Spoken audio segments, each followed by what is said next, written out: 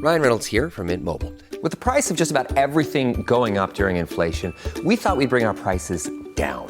So to help us, we brought in a reverse auctioneer, which is apparently a thing.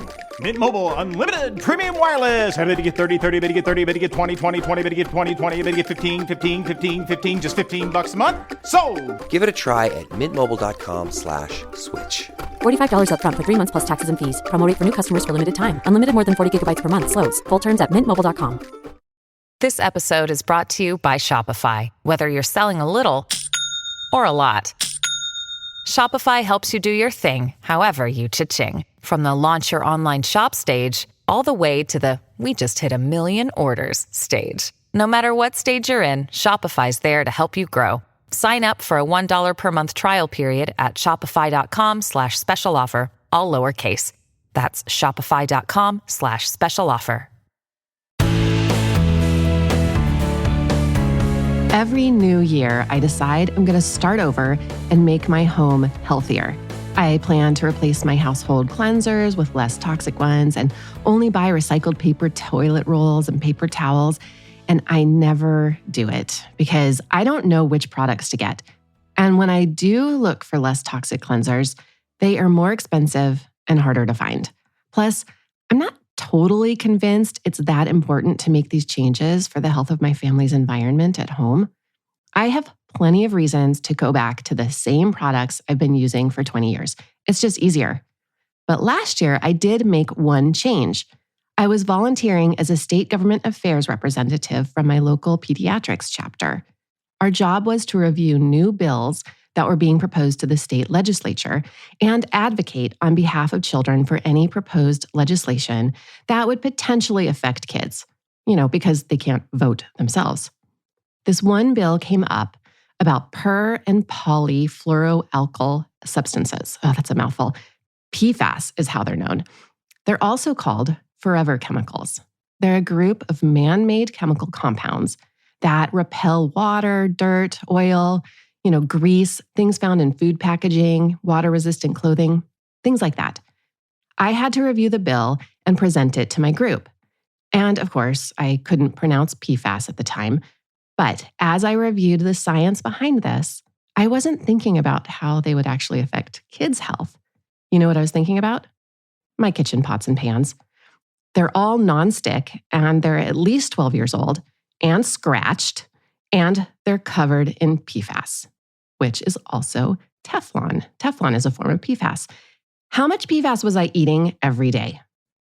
So I researched pots and pans, and I replaced my pans with ceramic ones. I don't know if my family's being exposed to less of these compounds, but I do feel smug.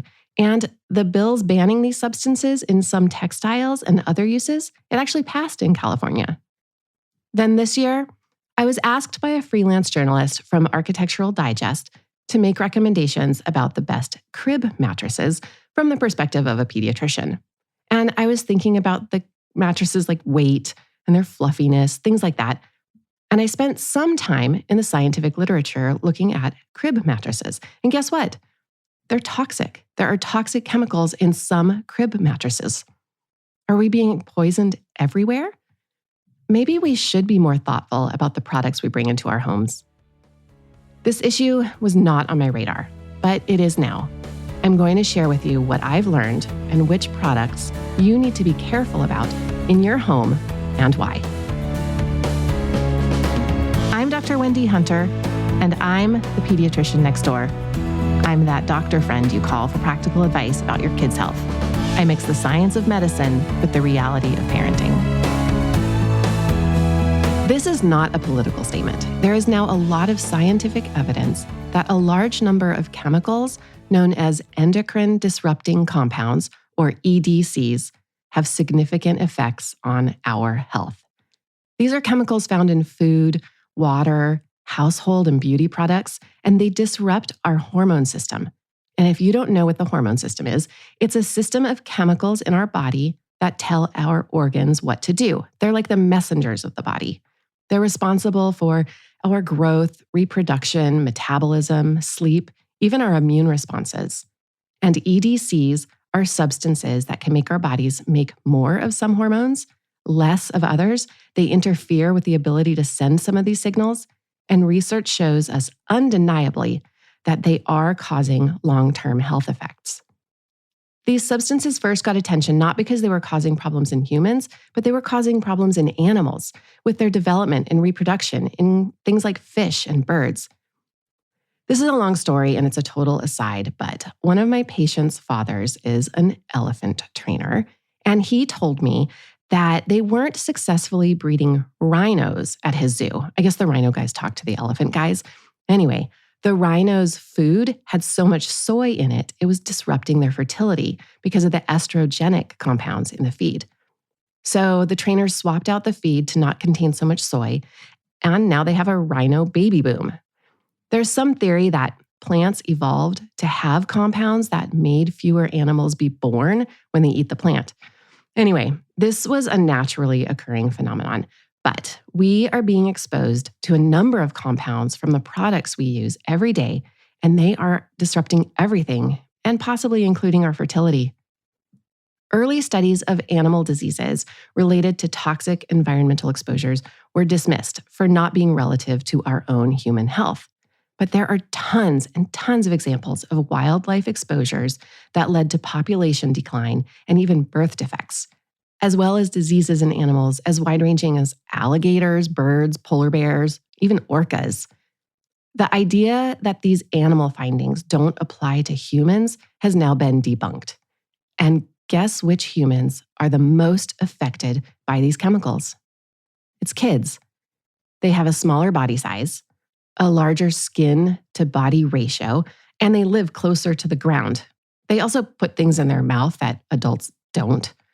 That's why we need to be even more concerned about our kids' exposure to EDCs. Endocrine-disrupting compounds, or EDCs, include a huge number of different substances. You've likely heard of BPA, which is found in plastics, and another one is called phthalates. We're exposed to them in every way. We eat them, they're in our dust, in the water, we inhale them. We get them through skin contact and even across the placenta. So you can't really get away from them. The only thing we can do is try to get them out of the environment. The National Health and Nutrition Examination Survey, known as the NHANES, was produced by the CDC back in 2004, and they found that BPA was in 93% of human urine samples from anyone over age 6. One problem is that a lot of these substances, they're what we call lipophilic. That means they like fat and they accumulate in our fat tissues and they release into the blood slowly over time. And these chemicals work together to cause problems. Combinations of different EDCs seem to have intensified effects in human breast tissue, ovaries, and prostate cells, according to studies. There are also concerns about these chemicals in sunscreen. The chemicals we put on our skin that act as ultraviolet filters, those chemicals are absorbed into our skin, and there's evidence of effects on brain and breast tissue in animal models. Although human data isn't available yet, this probably is applicable. For now, mineral-based sunscreens containing either titanium dioxide or zinc oxide are recommended because they aren't absorbed. I don't want to scare you too much, but there are so many research studies that show a connection between EDCs and human diseases. It's absolutely overwhelming. There was a lot of concern about BPA, especially in kids, because before it was banned, BPA was found in baby bottles, pacifiers, food packaging, and children's toys. Animal studies suggest that BPA is associated with horrible things like ovarian cysts and cancers. Studies are ongoing, and animal studies suggest there's a connection with PCOS, which is known as polycystic ovarian syndrome, as well as endometriosis, fibroids, altered reproduction in men, testicular cancer, obesity, diabetes, autism, ADHD, basically everything. It's too much data to even summarize. The takeaway here is that there is enough information to show that we need to get these substances away from our children. BPA itself has largely been banned from products that your children will come into contact with, but there is a new focus on a class of chemical compounds called PFAS. As I said before, PFAS are a group of human-made chemicals. They're also called forever chemicals because they don't break down in the environment. They have a strong bond between the fluorine and carbon atoms, and that gives them their very helpful ability to be stain-resistant and make products non-stick. That also means they resist degradation. They have that really strong bond, so they migrate through our soil intact into our groundwater and into our drinking water sources. Dr. Jamie DeWitt is an associate professor of pharmacology and toxicology at East Carolina University. She researches these chemicals. Here, she explains more. PFAS is actually an acronym for a class of close to 10,000 individual substances that are defined as per- and polyfluoroalkyl substances. They are used in a phenomenal amount of products and processes, mostly as surfactants or as raw materials for agents that confer nonstick, stain, grease, and water repellent properties. I mentioned a very long list of diseases that might be linked with these chemical compounds. And obviously, the problem is that there are tens of thousands of these chemicals. They're everywhere in our environment, and they have combined effects in the human body. So, how do researchers know which of these chemicals are a problem? One way is by looking at groups of people who have known exposures, like military or firefighters who have worn fireproof turnout gear containing PFAS. Dr. DeWitt explains the ways that researchers study these chemicals. One way is by performing epidemiological studies of people who have been exposed through their jobs, where they live, or even through everyday activities, and then asking, is their exposure linked to health effects? Another way that we can ask questions about the potential effects of PFAS exposure on human health is by performing studies with laboratory models. And through these studies with laboratory models, we can ask questions about individual PFAS and very specific types of health effects, such as effects on the immune system or effects on development or effects on the heart, for example. And when we tie all this information together, we start to develop an overall picture of what health effects really look like following PFAS exposure. And from studies of people and studies of experimental models, we now have pretty good evidence linking PFAS exposure to high cholesterol, a suppressed immune system, effects on development, effects on liver health, effects on thyroid function and other endocrine functions, effects on pregnancy and people's ability to get pregnant, as well as some effects on ulcerative colitis or autoimmune endpoints. Emerging data suggests that there might be a whole bunch of other health effects, which is one reason we call PFAS multi-system toxicants. Well, that is a very long and scary list. Studies show that over 98% of Americans have detectable PFAS in their blood and body tissues. So that's all of us. There's another type of exposure that we need to be aware of inside our homes, and this is something called off-gassing. If you've ever noticed that new scent coming from your carpet, your car interior, or your crib mattress, that smell is off-gassing. It's what happens when an object releases volatile organic chemicals called VOCs into the air. You might even be familiar with these chemicals because you've smelled them from cleaning products. There's even some evidence that crib mattresses release these chemicals and can cause problems for your baby. One study, it was really small, links these chemicals that go into the air from crib mattresses to cases of sudden infant death syndrome, though that hasn't been confirmed. Just the theory of this connection, it makes me recommend being thoughtful about the mattress you choose. The release of these chemicals does increase when the mattress gets warmer when the child is sleeping on it, so I recommend mattresses without these chemicals. Crib mattresses will specify they are non-toxic or made with natural materials. There is a link to a good choice in the show notes, so check that out. What else can you do to prevent exposure to these chemicals in your daily life? That's next.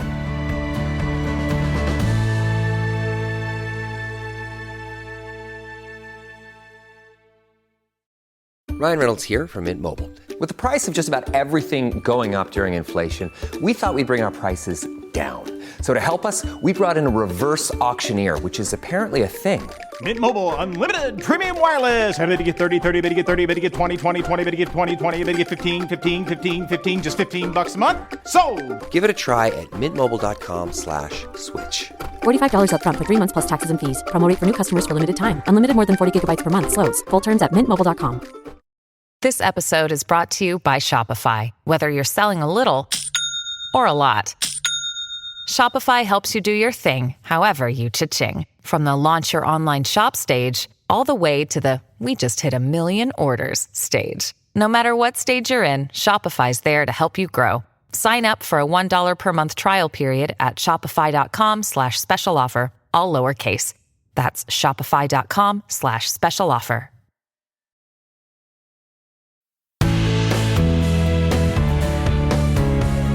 Products designed to be used by kids like pajamas, car seats, furniture, baby wipes, teething rings, even art supplies, all have historically contained toxic chemicals. Manufacturers are generally a lot more careful about the materials in their products now, and in a number of cases, federal and state laws have addressed this issue. For example, lead has been removed from everything. Flame retardants have been banned from children's sleepwear, and BPA has been removed from baby bottles and formula cans, but only recently. However, phthalates are still common in children's changing table pads, bumper pads, and soft squishy toys. And volatile organic compounds, those VOCs, they're still found in art supplies like glues and markers. And the safety of artificial turf fields is now under investigation for this reason. The turf fields use recycled tires to cushion the field, and they definitely off-gas. Another place you need to be careful is at gymnastic centers. Those giant foam blocks actually have high levels of flame retardants, so pay attention to the smell there. Some states have focused on chemicals in kids' products and have developed lists of high concern chemicals. Washington State, for example, developed a retailer and manufacturer document that lists all the products that contain chemicals of concern, and I'll put a link to that in the show notes as well. I mentioned that I myself want to swap out my household cleaners.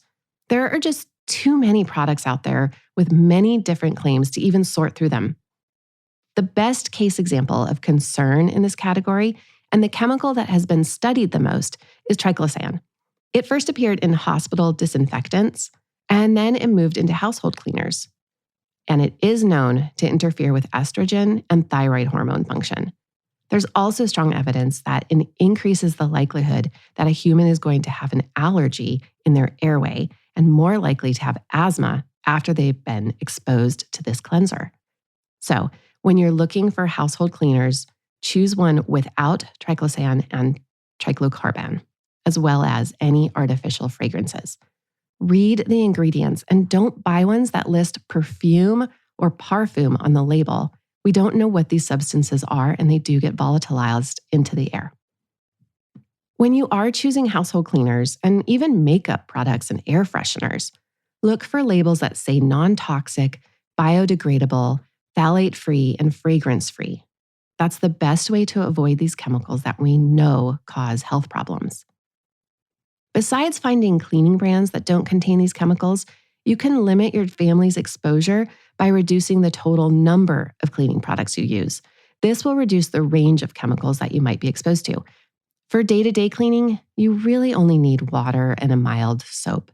You can even make your own cleaners with ingredients like vinegar, lemon juice, baking soda, and Castile soap. Next, you want to make sure your water is safe. You can check your local water authority. Some states, but not all of them, require testing for the presence of PFAS, and they have to report if there are any elevated levels. However, not every state does this. If your local level does turn out to be high, you can buy PFAS-free bottled water for drinking and for mixing your baby formula. And if you do that, I'd recommend buying bottled water that contains a little bit of fluoride because you want to protect your kids' teeth. Or just talk to your dentist or pediatrician about whether you need extra fluoride treatment. You can also get a water filter for your home. Reverse osmosis filters are known to remove all of these dangerous chemicals. But kids also use products that aren't designed specifically for them, like they might use adult sunscreen. Even baby sunscreen is not regulated, and it can contain endocrine disruptors like oxybenzone. Similarly, insect repellents, toothpaste, and soaps can contain some of these chemicals. In terms of indoor exposures, paint can be a source of exposure, and manufacturers now make VOC-free paints. Studies of children in recently painted homes show an increased number of respiratory infections right after their house is painted. Be aware of new shower curtains. They can off-gas phthalates, and air freshener sprays also contain stabilizers and fragrance chemicals, and most of those are chemicals that are on the lists of potentially concerning, but don't yet have enough human studies to outright ban them. The other concern is that complications during pregnancy, they have increased over the past few decades. And many scientists explain that exposure to these kinds of chemicals I've been talking about is one of the potential contributors to this problem. Dr. DeWitt at East Carolina University works with PFAS chemicals in her lab, and she's really careful to not release the byproducts of her research into the environment. Here's what she said when asked about how she avoids them in her own life. I also try to educate myself about where my water comes from. I know that my water comes from the Tar River, and I can look up information for my utility company about the last time they measured PFAS in water from the Tar River. So I can find out what PFAS and what amounts are in my drinking water. I also try to educate myself about companies that have really made a commitment to phase PFAS out of their products and processes. And I try to purchase products from those companies so that I can support their environmental stewardship and their moves towards sustainability. When you're bathing, you don't need an alternative water source because the chemicals aren't absorbed through the skin. PFAS is found in house dust. That's why kids who are on the floor more than adults are more at risk. So use a wet mop to limit household dust. And consider changing your heating duct filters to HEPA filters. Watch for nonstick fast food containers and microwave popcorn packaging that is nonstick inside. Most brands don't use these chemicals, but it hasn't been completely removed. Replace your old or cracked nonstick cookware with cast iron or stainless steel, or search for ceramic cookware without PFAS. Read the information about the materials the pans are made of. Brands like Caraway, for example, they're nonstick ceramic, and they specify that they don't contain any of these chemicals. Instead of plastic toys, look for wood or cotton toys. It's really the responsibility of the government to make sure we are protected and for us to be aware of legislation in our state about these chemicals. The problem is the sheer variety of products that have EDCs in them. The other issue is we don't really know who is responsible for regulating these chemicals. Is it the responsibility of the Food and Drug Administration, the Environmental Protection Agency, the Department of Agriculture, or maybe the Defense Department? They all play a role. And the National Defense Authorization Act for 2023 does have provisions to reduce the use of and clean up PFAS pollution. Some individual states are banning chemicals that aren't banned by the federal government. And just so you know, nothing has been done about sunscreen ingredients and many other products that our families use. So it's up to us to minimize our own exposure. It is possible to test for PFAS, but testing isn't widely available and it can be expensive. And the truth is, you should just assume you and your child have been exposed and do what you can to limit any further exposure. There really isn't any treatment to reduce what's already in your body anyway. The long-term cumulative effects of exposure to PFAS, phthalates, and other endocrine-disrupting compounds in consumer products, they're subtle, and these effects can be missed because they're what we call the fetal basis of adult disease, which means our exposures, even as early as when we're in the womb, can lead to disorders later in life. The American Academy of Pediatrics has said the regulation of chemicals under the Toxic Substances Control Act is ineffective in protecting children, pregnant women, and the general population from hazardous chemicals. The government has been slow to act to protect us, largely because the regulatory methods in place, they take a long time. So it's up to you as an individual to buy products thoughtfully and to share this information. Our purchasing power is our voice. For more from the Pediatrician Next Door, find me on the web at pediatriciannextdoorpodcast.com. If you've got a question about the weird things kids do, send an email to hello@pediatriciannextdoorpodcast.com for a chance to hear your voice on the show. I'm Dr. Wendy Hunter, and I'm the Pediatrician Next Door. This show is produced by Red Rock Music. Make sure to subscribe and leave a review wherever it is you're listening. I'll be back next time with more.